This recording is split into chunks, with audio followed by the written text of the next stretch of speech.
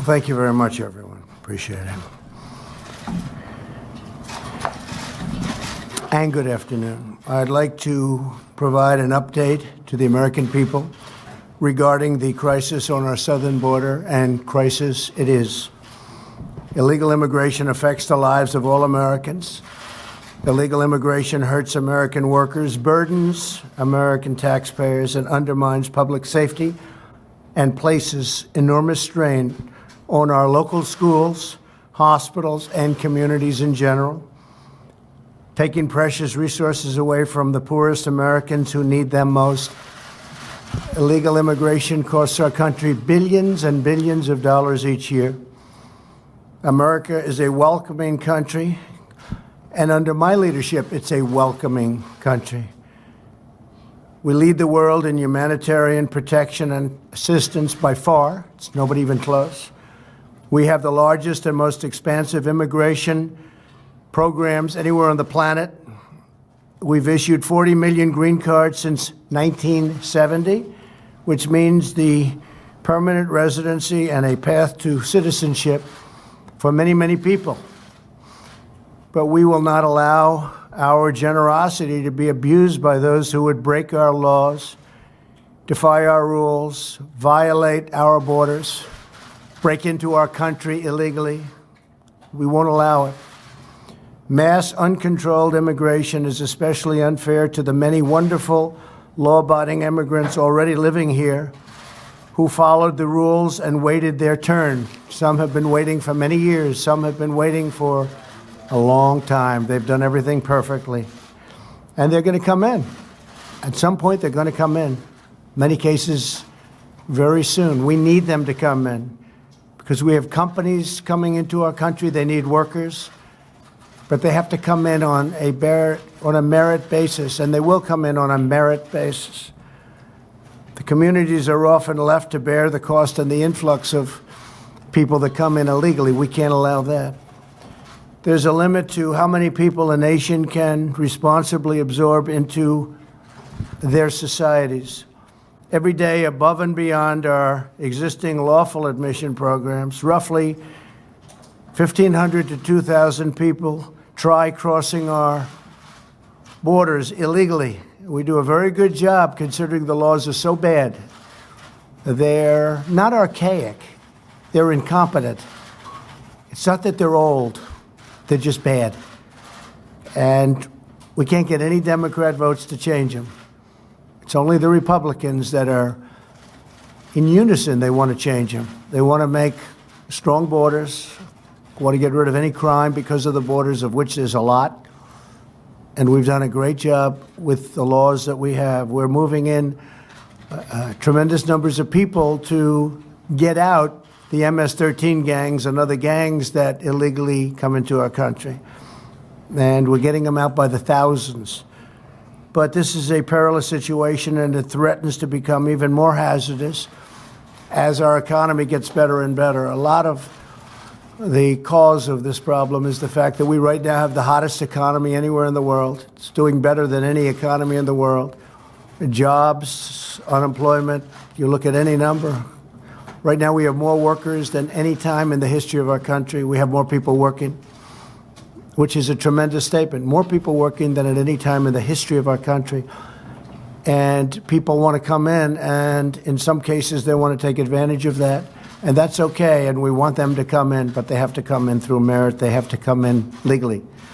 At this very moment, large, well-organized caravans of migrants are marching toward our southern border. Some people call it an invasion. It's like an invasion. They have violently overrun the Mexican border. You saw that 2 days ago. These are tough people in many cases. A lot of young men, strong men, and a lot of men that maybe we don't want in our country. But again, we'll find that out through the legal process.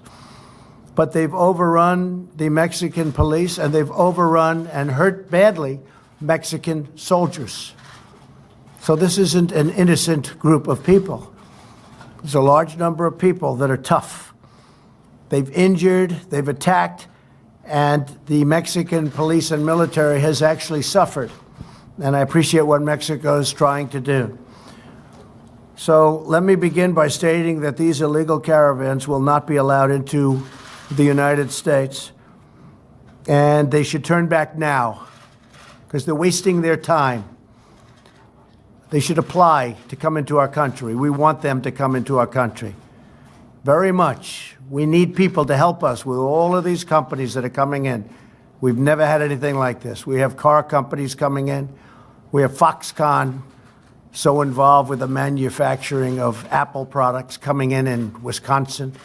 We have a lot of companies coming in, but they have to apply, and they have to be wonderful people that are going to love our country and work hard. And we've already dispatched for the border the United States military, and they will do the job. They're setting up right now, and they're preparing. We hope nothing happens.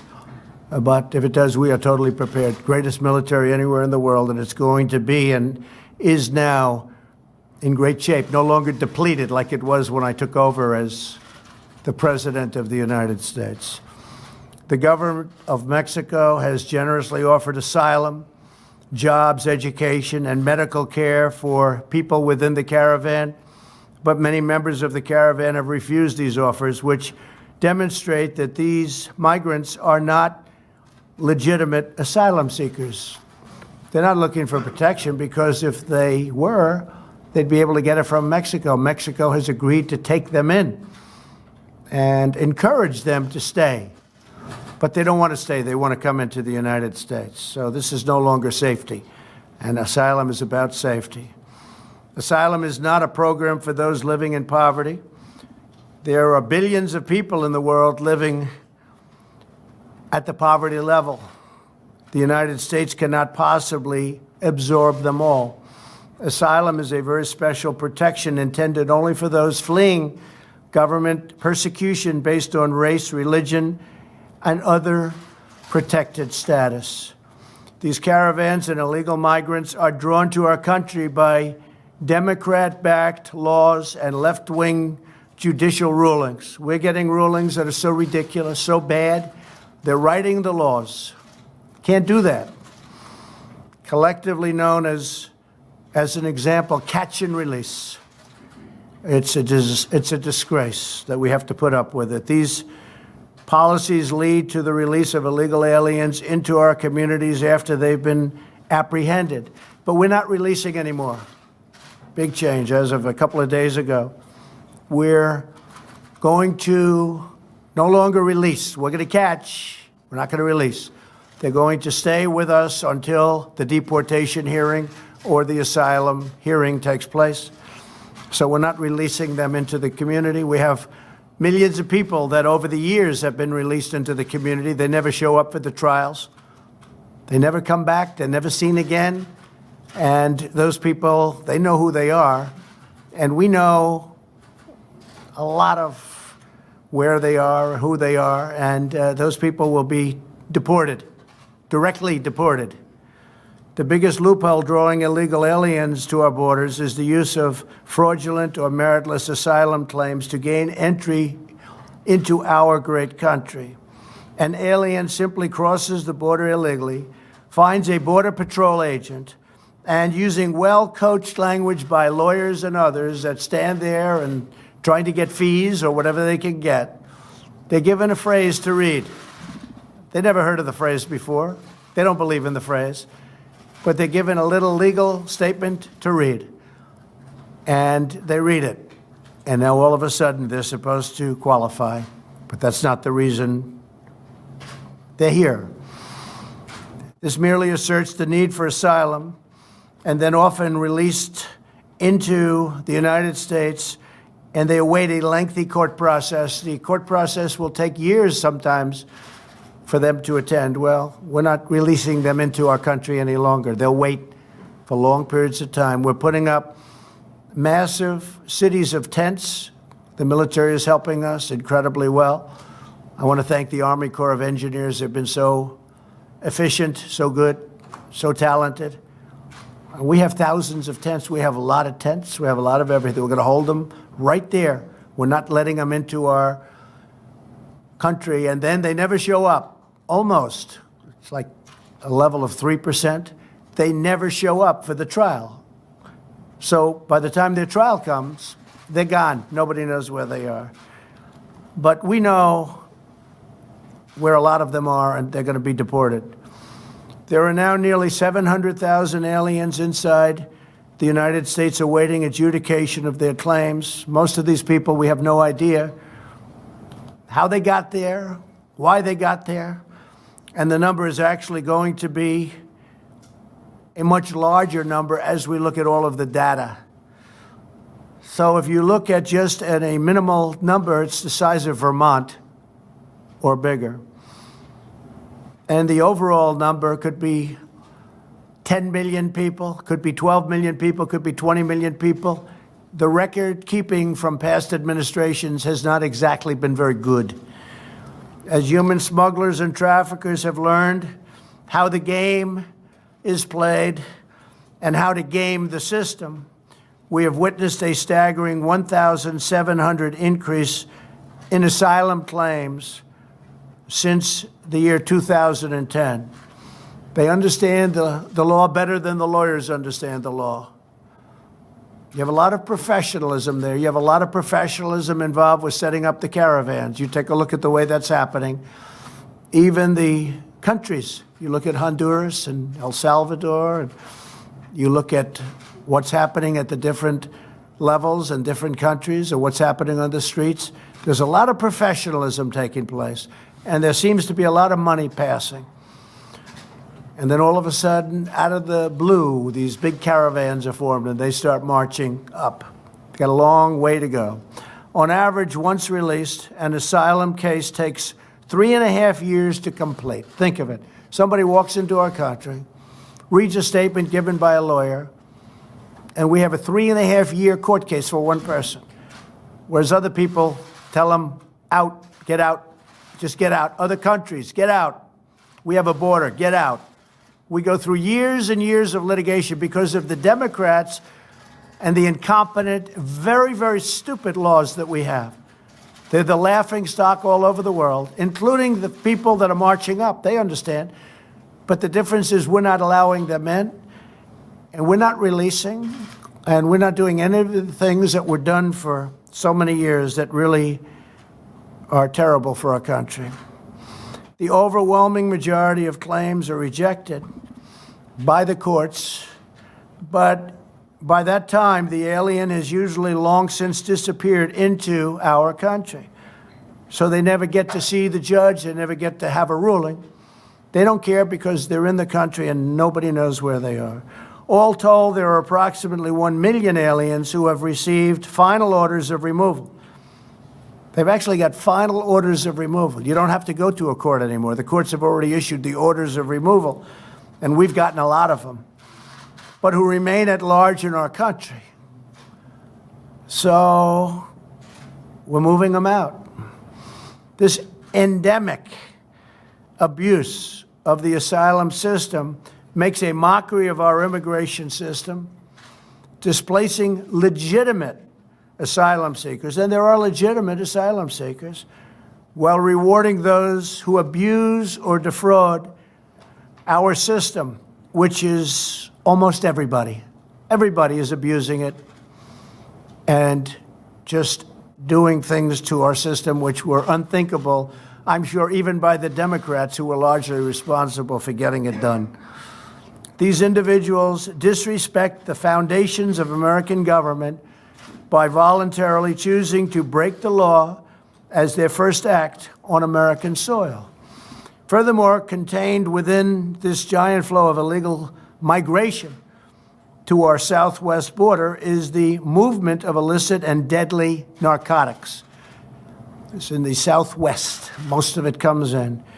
Nearly 100% of heroin in the United States enters through the southern border. Think of that, 100% almost of heroin comes in through the southern border, along with roughly 90% of cocaine and the majority of meth and a substantial portion of the ultra-lethal fentanyl killing our youth. The fentanyl is killing our youth. These drugs destroy the lives and kill much more than 70,000 Americans every single year. And the number goes up and up and up because we are so foolish with our laws that we allow this to happen. A death toll equivalent of the size of an entire American city every year. The current influx, if not halted, threatens to overwhelm our immigration system and our communities and poses unacceptable dangers to the entire nation. Have to have our borders. Can't let drugs come in. It's not just people. It's people, it's drugs, it's human traffickers. Human trafficking is now at the highest level in the world that it's ever been. That's because of the internet. Think of it, human trafficking. You think back 200 years, 500 years, human trafficking, where they steal children, in many cases women, unfortunately. They steal women. They're human traffickers, the lowest scum on earth, the lowest scum on earth. And it's at a level that it's never been worldwide, never been at a level like this. If these caravans are allowed into our country, only bigger and more emboldened caravans will follow. And you see that's what's happening now. We have one that's coming up, and it's being somewhat dissipated as they march, but then other people are joining it. And then it gets bigger. And now, if you look back at Honduras and if you look at El Salvador, other ones are solving, and they're forming. They're forming. You have new ones that are forming. And we call it Caravan number 2. Is unbelievably rough, people. Very, very hard for the military to stop it. Our military will have no problem. But very, very hard. Mexico's having a very, very hard time with it. Once they arrive, the Democrat Party's vision is to offer them free health care, free welfare, free education, and even the right to vote. You and the hardworking taxpayers of our country will be asked to pick up the entire tab. That's what's happening. Medical, and in many cases, they've got some big medical problems before they get here. No nation can allow itself to be overwhelmed by uncontrolled masses of people rushing their border. That's what's happening. They are rushing our border. They're coming up. And even before you get to the caravan, just on a daily basis, people coming in. And it's a very bad thing for our country. It's sad in many ways, but it's a very bad thing for a country. And again, costs us billions and billions and billions of dollars a year. And I will therefore take every lawful action at my disposal to address this crisis. And that's what we're doing. The United States military, great people. My administration is finalizing a plan to end the rampant abuse of our asylum system. It's abused. To halt the dangerous influx and to establish control over America's sovereign borders. We've got borders. And once that control is set and standardized and made very strong, including the building of the wall, which we've already started, $1.6 billion spent last year, $1.6 billion this year. We have another 1.6 that will be coming, but we want to build it at one time. All it does is turn people in a different direction if you don't. We want to build it at one time. Under this plan, the illegal aliens will no longer get a free pass into our country by lodging meritless claims in seeking asylum. Instead, migrants seeking asylum will have to present themselves lawfully at a port of entry. So they're going to have to lawfully present themselves at a port of entry. Those who choose to break our laws and enter illegally will no longer be able to use meritless claims to gain automatic admission into our country. We will hold them for a long time if necessary. The only long-term solution to the crisis and the only way to ensure the endurance of our nation as a sovereign country is for Congress to overcome open borders obstruction. That's exactly what it is. It's open borders obstruction. No votes. You can come up with the greatest border plan, the greatest immigration plan. You won't get one vote from a Democrat. They have terrible policy, In many cases, they're terrible politicians, but the one thing I give them great credit for, they vote as a bloc, they stick together. And we will end catch and release. We're not releasing any longer. We also must finish the job that we started by being strong at the border. When we're strong at the border, people will turn away and they won't bother.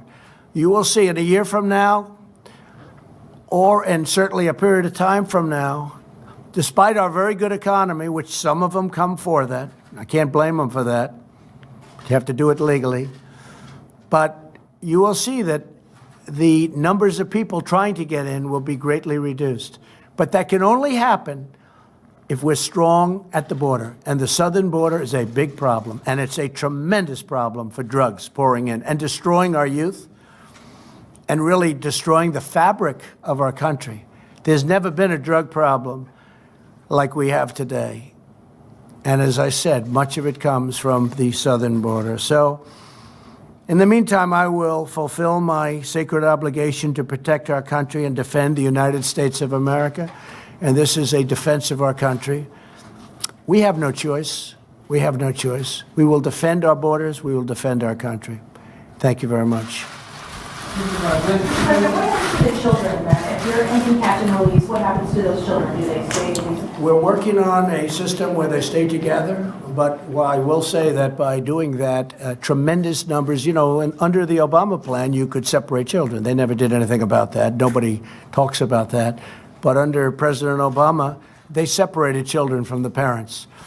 We actually put it so that that didn't happen. But what happens when you do that is you get tremendous numbers of people coming. It's almost like an incentive to, when they hear they're not going to be separated, they come many, many times over. But President Obama separated the children from the parents, and nobody complained.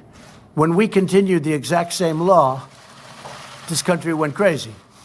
So we are going to continue and try to continue what we're doing. But it is a tremendous incentive for people to try.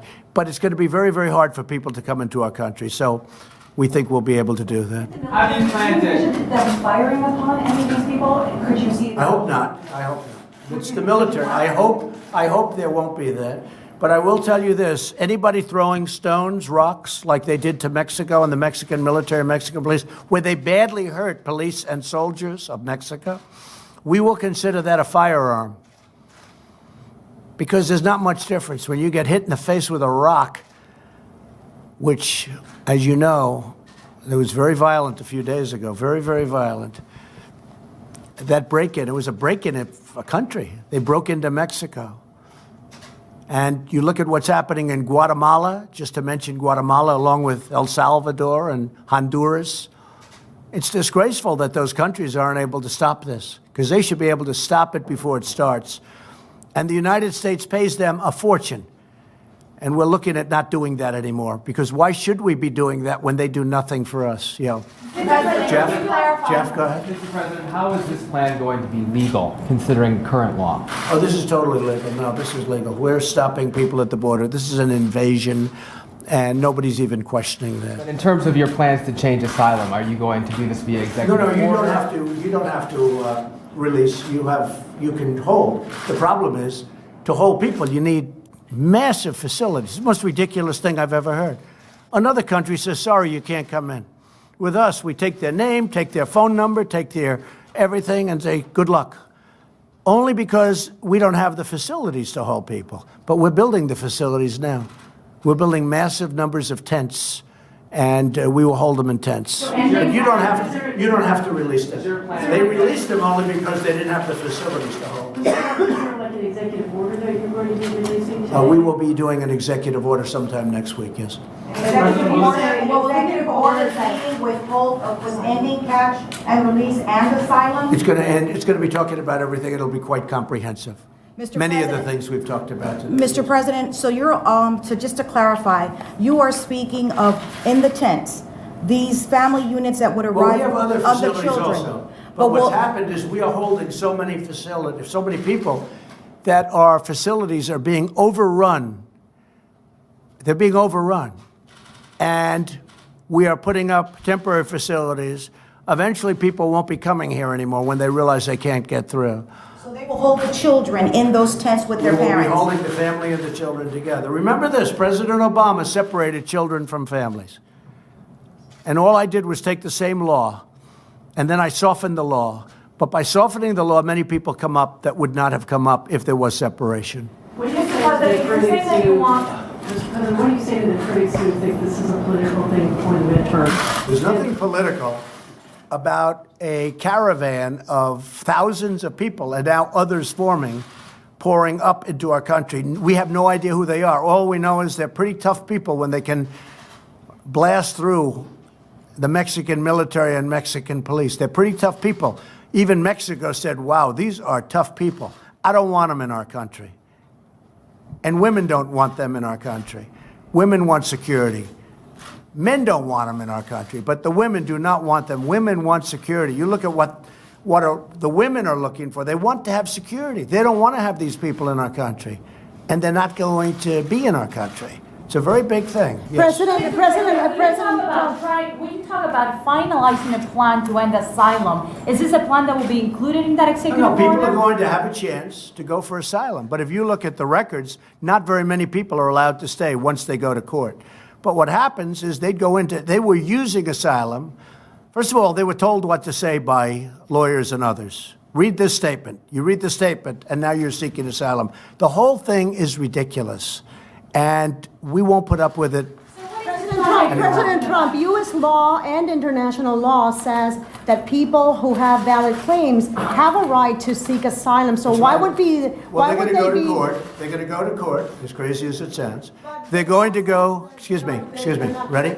They're going to go to court, and a judge is going to determine. But usually when they go to court, they're deported. It just seems that most of the people are deported once they go. The problem is they never end up going to court because when they come in, they're told to come back in a year for a court case, and they disappear into the United States, never to be seen again.